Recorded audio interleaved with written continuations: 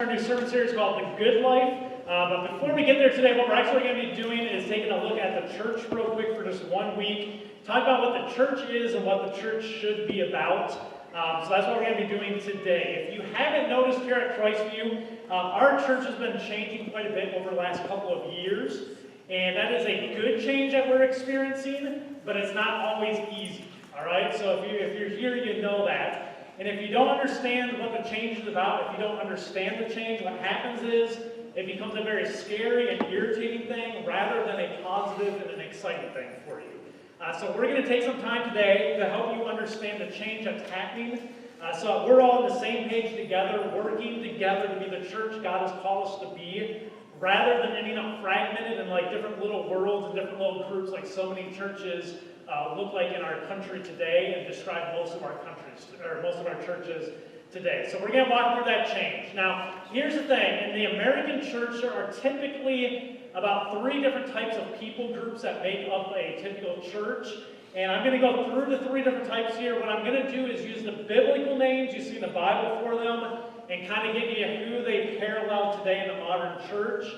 And then I'm going to have you kind of figure out who you are in that group. You know, the 3 different types, what group you fall into. Okay, so as I go through these descriptions, be listening, think if this one describes you so you have a good idea if this is you or not. The first group in a typical church in America is the Jews.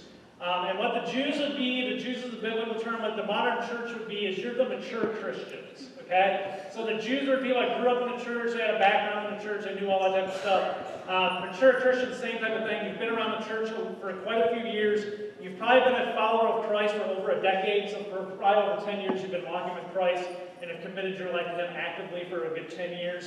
You know all the ins and outs of church. You kind of know what's acceptable and what's not. You know the Christian terminology, so if you speak church speak, you're like, oh, I get that. And you know how Sunday services usually work, and you know all the rest of the ins and outs. You know all the little secret places in the church. You know every little nook and cranny around here. You know the different people. That makes you one of the mature Christians that's been around for a while. Basically, they live a life away from the church that looks like the life that you would expect a follower of Christ to look like. So when you leave here, you go home, and people would look at you and see your life and basically go, that's a Christian person. Okay, it doesn't mean you're perfect, but they would go, you're a Christian person. That's the first group you will see in churches in America today, the Jews, the mature Christian. Okay? The second group we get is the Gentiles. So in the biblical terminology, the Gentiles were anybody that wasn't a Jew. In the church today, the way I would describe it is this: the Gentiles are the people that come to church that you would consider non-church. What I mean by that is this: they are new to the church thing. They might be new to Christianity, or they might just be checking out the claims of it, or like brand new believers. Most things in the church to them are foreign. Like they don't really understand why all the different things happen. They don't know the expectations. They don't know the terminology. They don't understand the different ministries of the church. And they don't understand all the different things in service that happen. So they don't fully grasp like why we sing together. They don't fully grasp why we do communion, why we take offering.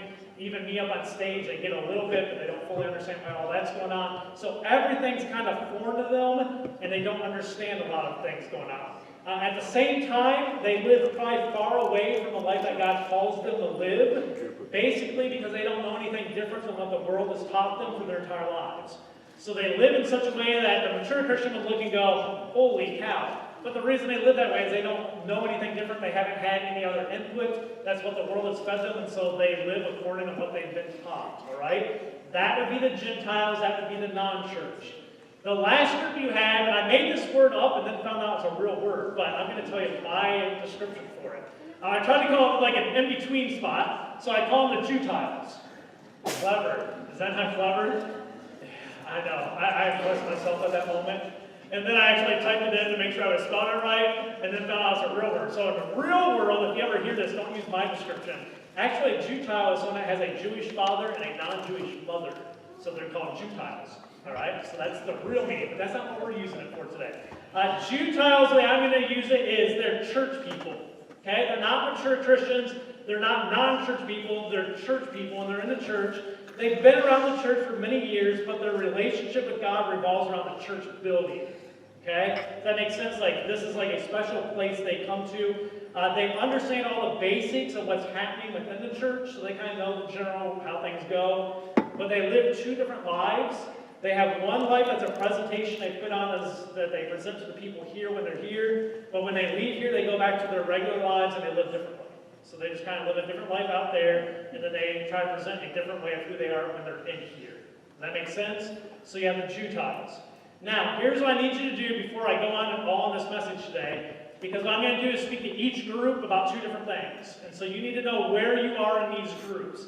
Now, before I make you decide, you're not going to raise your hand, I just need you to know personally. I want you to understand none of them are necessarily bad. Okay, so there's nothing bad about what group you fit in. It just helps you understand to know where you are, so you know where you need to go. Does that make sense? So, here's the three groups. I want you to know if you are a Jew, as I'll describe them today, a Jew or a mature Christian, lock that in and go, yeah, that description probably fits me. Okay, so you have those people. Okay, if you're a Gentile, so if that description fit you, which is, I just don't fully grasp everything, it's kind of new to me, I don't know all this Christian speak, it's kind of all new to me, but I'm here and I kind of like it, but I don't really know it all. If that's you and you think you're a Gentile, you're that non-church person, okay? Or if you were a Jewtile, which is you're a church person, you come here, you live one way, but you leave here and you go live a different way, and you come here and this is kind of like the place I try to be my best, and I try to be my best and try to look the right way. If you're a Jewtile, have that one, lock that in, okay? That should put everybody in at least a group in a roundabout part. Now here's the thing. Over time in life, you can be all part of three groups. Okay, I've been all three of those groups at different times. I started off as the Jewtile, then I became the non-churched, and then I became the mature Christian over time, committed my life to actually following it. So you can be all three. You'll probably have different stages in your life that you can see where you switch between the three and move between them. So let me do this now. You know where you are. Let me describe to you what happens in a church that's dominated by any one group. What the weakness is, if you have a church dominated by any one group where the vast majority of people are described in that group. I'm going to walk you through the weaknesses of what happens in those churches. The first one is this, the weaknesses of a Jew-dominated church. So a church where most of the people, the vast majority are mature Christians, this is the weakness of that. There tends to become a lack of love for anyone who doesn't fit the desired template. All right? That leads to a culture of judgment. What I mean by that is you're a mature Christian, you kind of get this idea in your head of what people are supposed to look like, how they're supposed to act, how everything's supposed to be about them. And so what you do is anyone that doesn't fit that template, you kind of go, I don't know what to do with them, and I kind of put them off over there, and I don't spend a lot of time on them. People that do fit your template, that look the way you want, that speak the way you want, behave the way you want, you go, oh, I naturally gravitate to you and I connect to you instantly and I'm all good with you. Okay? So you have this thing where you go, these people are on the outside, these people are on the inside. Here's what happens though. That starts to become very judgmental because what you do is people conform and look the way I do and behave the way I do. I love the people that don't, I'm just on them constantly to tell them how they're wrong. Until they can conform to what I want them to conform and look the way I want them to look. All right? So that becomes a problem in those churches. To those who conform to this template, the church looks beautiful. All right? So those who start looking the way they're supposed to look, the way the standards are set for these people, the church looks beautiful. To those that don't conform as fast or don't conform, the church comes off looking really cold and really hateful. That's what the church ends up looking like. It's to them, you'd have one group of people, mature Christians, that go to it and go, man, it's beautiful there. Then you have these other people over here that would go, man, it's just really cold. People kind of give you the cold shoulder. It's unloving. It's kind of hateful. You can just tell they don't really like you there. And that's kind of the weakness of that church. In Galatians chapter 2, we get in an issue of this. Paul goes and finds Peter. So Peter, the guy who walks on water, okay? Incredible follower of Christ, incredible leader of God's early church.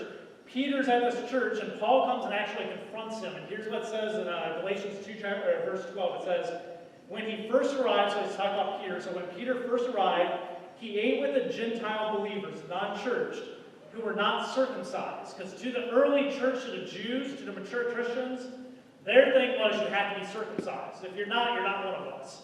Okay, so Peter comes in, he first starts eating with the Gentiles, and he says he ate with the Gentile believers who were not circumcised. But afterwards, when some friends of James came, so another follower of Christ, his friends called, which we consider Jews, they're the mature Christians, After they came, Peter wouldn't eat with the Gentiles anymore.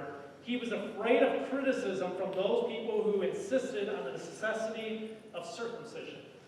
So what you have is Paul shows up and Peter wants to eat with the non-church people, but then some more church people came and he went, oh man, they're going to criticize me for being with those people, so I'm just not going to eat with them anymore because they don't conform to how they're supposed to conform, and I'm going to eat over here. And if you read the rest of it, it's an incredible moment in the early church. Paul goes after Peter and basically calls him out in front of everybody and says, what you're doing is wrong, and calls him out in front of him and just trashes him and goes, what are you doing? I can't believe you're putting them over there now because you're worried about them not thinking those people are good enough. And so Paul confronts him, and Peter kind of repents at that point and goes, oh, yeah, that was a mistake, and they work things out. Here's what happens typically in these churches that are dominated by mature Christians, by the Jews. Typically, they have very little eternal impact for the kingdom of God. Very few new people who didn't know Christ come to know Christ in them, and most of their growth that they have is usually from transfers, which is other Christians coming to the church. I go, oh, I like that group because they fit the template I have, and I fit their template, and we all get along. That's typically how those churches are, but they don't do a whole lot of the eternal work of growing the kingdom with new disciples. All right? Let me go to the next one, the weakness of the Gentile-dominated church. So the non-church people, if most of your church is made up of that, here's the weakness of that. You have a place where sin is allowed to gather, grow, and spread among its people. Okay, so that's what happens. Sin just starts to run rampant. Everyone feels welcomed when they first enter in, but most people feel dissatisfied after a short period of time because they realize they're being connected to a church or a religion, but not being transformed or fulfilled by the Spirit of God. So they're very active at first, and they like it because they go, this is great. Sin starts to turn rampant, though, and nothing really changes in their life, and they start to get dissatisfied with the church because they realize all this is a religion to them and like a social club, and they're not being transformed, and the work of God's not happening in their life. And that starts to happen. In 1 Corinthians chapter 5, Paul talks to a church that has this issue. And here's one of the things he addresses in verse 1. He says, I can hardly believe the report about the sexual immorality going on among you, something that even pagans don't do. I am told that a man in your church is living in sin with his stepmother. All right? And the early churches celebrate that. Like, that's cool because it shows the grace of God that the stepson's living with his mom and they're, having a relationship. And the church is kind of celebrating it. And Paul's going, what is going on with you guys? What are you thinking? What happens typically in these churches is they end up with lots of people just passing through them, but rarely connecting to them. So they usually draw a big crowd, but they have as many people coming in as they have going out, and a lot of people cycle through it, but very few people actually connect to the ministry and are transformed by Christ. All right? Let me get to the last one, the weakness of the Gentile-dominated church. A lot of you, just because I know our church, you've experienced this in the past, or you've been to other churches where you've seen this one. This is probably the most prototypical one you see in our culture today, is a church dominated by the Gentiles, the church people. What they tend to do is a place dominated by politics, personal agendas, gossip, and fighting. Okay? How many of you have been to a church like that? All right. That's what happens in these churches that are mostly made up of the Gentiles, the church people. Many people have been there at these churches for quite a while, but almost everybody in them is miserable. Okay, that's the funny thing about it, is they usually have like a core group of people that attend them constantly and have been going there for years, but almost everyone you talk to is miserable and go, it's just miserable when I go, and they leave miserable, they leave worse than when they came in. In 1 Corinthians chapter 11, Paul addresses this church. He says, but in the following instructions I cannot praise you, for it sounds as if more harm than good is done when you meet together. First, I hear that there are divisions among you when you meet as a church, and to some extent, I believe it. And Paul's addressing them going, all it seems like people do is fight in your church. And going, how's the ministry get done in that? All you do is fight. You have divisions all over the place, and it's fight, and nothing gets done. All right? Nothing for the glory of God gets done in these. These churches typically are up and down in attendance, where people leave after each new war they have, and some new people come in to join in between the battles. And that's what you'll see in those churches, all right? That's the weaknesses of all those churches. Let me just tell you this. None of those churches are the church that God intended us to have. That is not the church that God envisioned for his people to be living in. The church that God envisioned is a church that has people from all three groups being transformed into one people. And this is a church that we are steadily becoming. We are becoming more and more like. This happens when people from all three groups have their eyes on the same person, and that person is not me or our leadership, that person is Jesus Christ. Okay? So when all three of those people groups put their eyes on one person, they become one person like Jesus. So let me tell you now what happens when each of those groups puts their eyes on Jesus. So if you consider yourself a Jew here, which is a mature Christian, you need to listen up here. Okay? Because I'm going to tell you what your role in our church is today and what you need to be focused on. All right? When the Jews have their eyes on Jesus, they look to lovingly minister and educate the Gentiles. What that means is this: mature Christians, when your eyes are on Jesus, you look at the people who are the non-church that don't know anything. And you love them, and you minister and care for them, and you educate them. You help them understand why you do the thing to do, what it all means. And understand this: does education happen quickly? How many of you have been school teachers? I know I have a lot of school teachers in here. All of you school teachers, how many times do you have to tell a kid before they figure out something?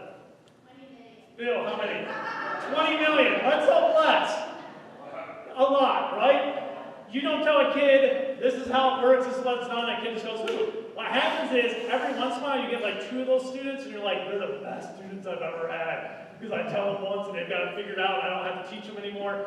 But a great majority of them are, I have to keep teaching and teaching and telling and telling and telling. Over time, they pick up things, okay? That is our role as mature Christians to the non-church people within our church that consider themselves that, as we are here to lovingly, and that's a key, lovingly, let them know we do this out of love, but we are here to minister and educate them.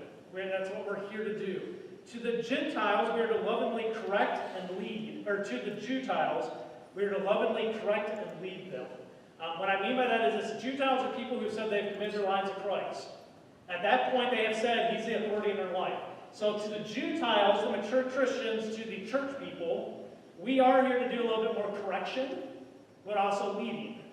So here's what's going on that's not great. Let us lead you to a new path that's better.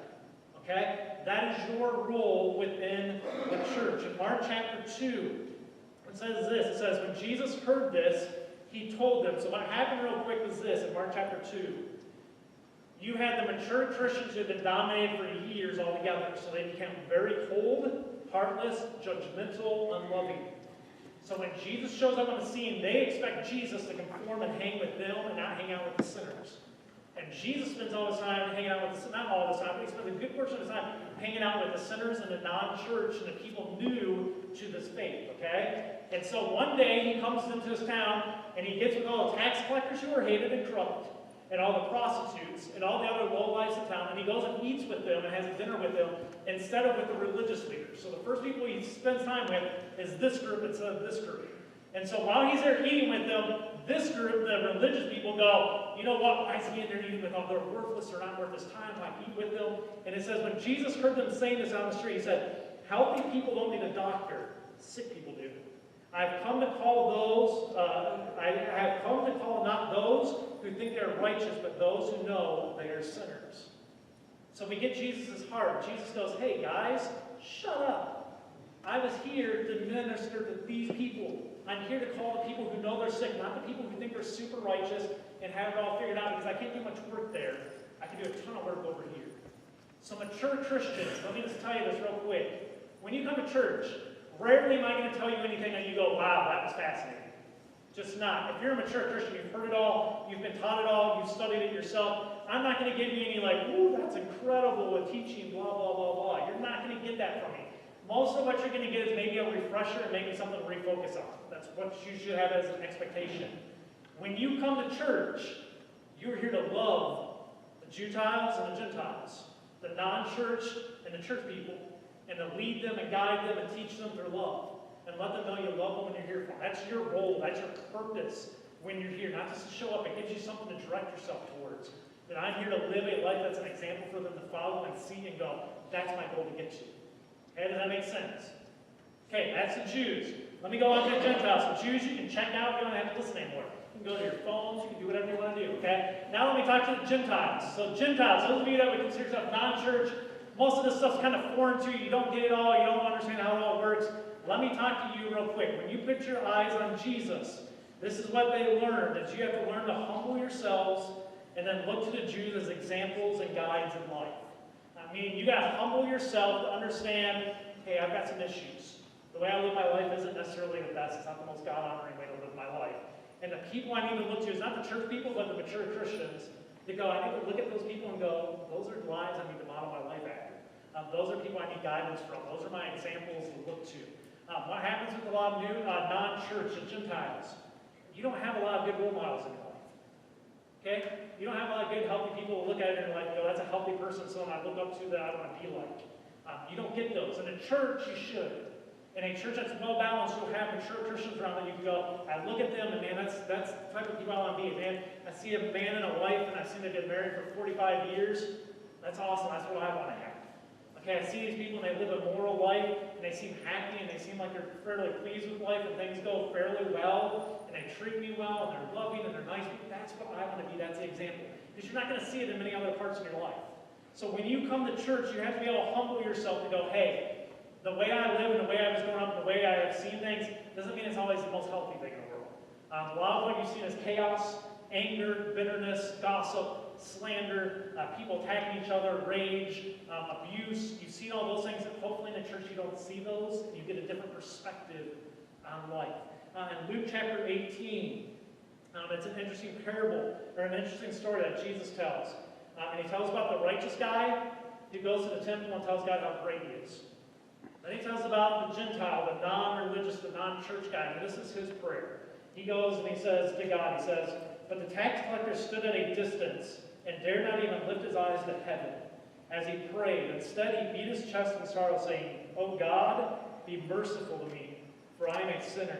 I tell you, this sinner, not the Pharisee, returned home justified before God. For those who exalt themselves will be humbled, and those who humble themselves will be exalted. Jesus tells the story of this guy who's a non-church guy, he's a Gentile, but he's humbled himself to understand enough, you know what, the life I live isn't good, and it's not the life you called me to, God. And so I humble myself, and I submit myself to you, going, I'm just a sinner. I can't look up to you because I don't deserve to look up to you. And you see a guy that's humbled, and what God says is, when you're at that state, God can do something. That's where God can do something great in your life, okay? So if you are a Gentile here, that is the desire, that is what you should be aimed on. Is how do I humble myself and go, I need to let my guard down some. I need to trust some of these people and go, they're not bad people, they're not horrible people, they're not judgmental people, they're people that love me and I can learn from them, and I need to just back down a little bit sometimes and go, I need to just be cool. Okay? That's the Gentile group. Now let me give you the last one. So Gentiles you can check out, mature Christian Jews can check out. Now I'm going to go to the Jewtiles if you're a church person, which is you kind of have a dual life. Come to church, you live a different way outside of church. Let me talk to you for a second what you can work on. When your eyes are on Jesus, you learn to be honest about who you are and look to God to transform you and allow the Jews to counsel you. Okay? So what happens is if you are a church person, you are the Jewtile. When you put your eyes on God, hopefully what he does, if you allow him, he starts to allow you to be honest about who you are instead of the mask that you put on to convince everybody that you are something different than what you really are. And he allows you to start being more honest with who you are. And at that point, God starts to look at you and God starts to transform your life and he starts to make changes in your life. And he also puts the Jews, the mature Christians, in your path to help counsel you and guide you along the path.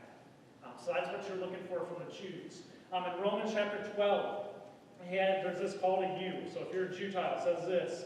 It says, don't copy the behaviors and customs of this world, but let God transform you into a new person by changing the way you think. Then you will learn to know God's will for you, which is good and pleasing and perfect. Because of the privilege and authority God has given me, I give each of you this morning. Don't think you are better than you really are. Be honest in your evaluation of yourselves. Measure yourselves by the faith God has given us. So Paul's call to you, if you're a Gentile, says, humble yourself. Turn to God. Let God transform the way you think and the way you live your life.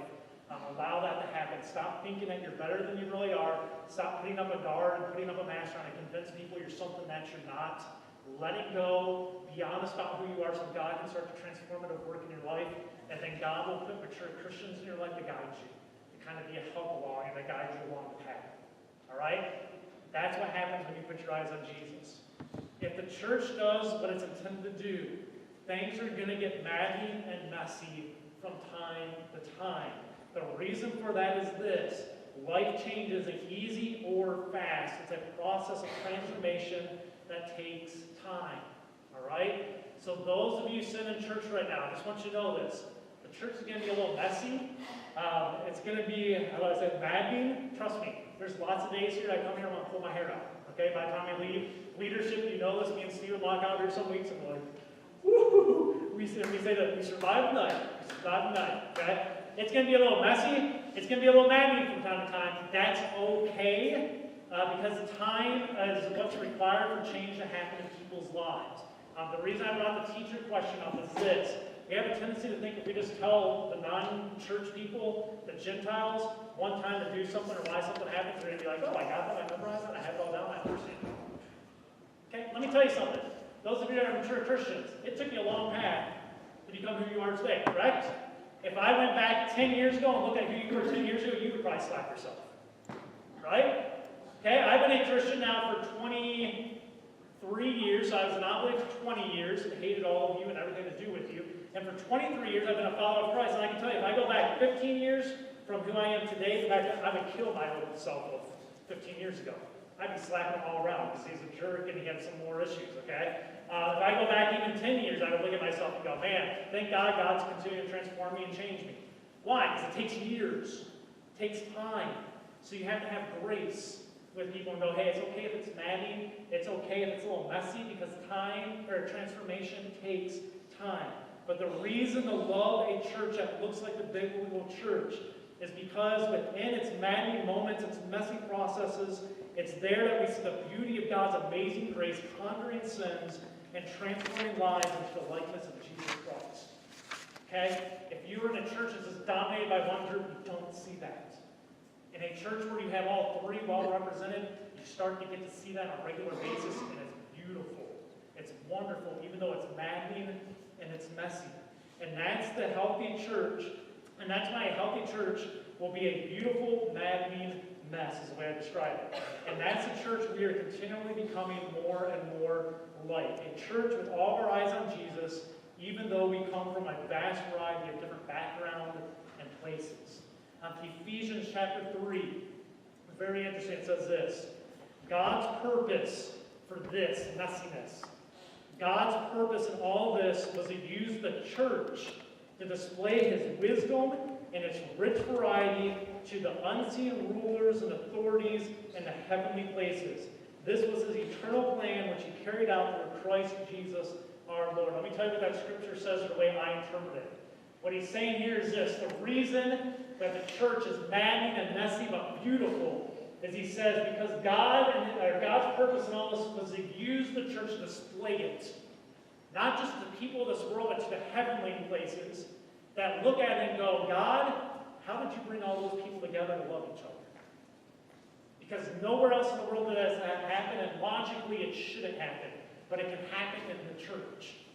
And so God puts all three in there and allows his Spirit to work through all of us to help us all focus on him and all be transformed together, that the heavenly realm can look at it and go, that's amazing. I didn't think it would actually work out. But God, in all of your wisdom, it did. You're brilliant. Okay? And if the heavenly realm can see that, so can the temple. All right? It's in that church that all the people from every background can find peace together as they follow the lead of Jesus Christ. And it's through that example that God will display his glory, not just to this world, but to the heavenly world. All right? So as we become more the church God has called us to be, as we take people from all three places and we find our proper role and how we can interact together and work together to become the church that God desires us to be, what happens is the outside world starts to see that and goes, how's that happen? And they start to praise God for the same thing, they're attracted to it.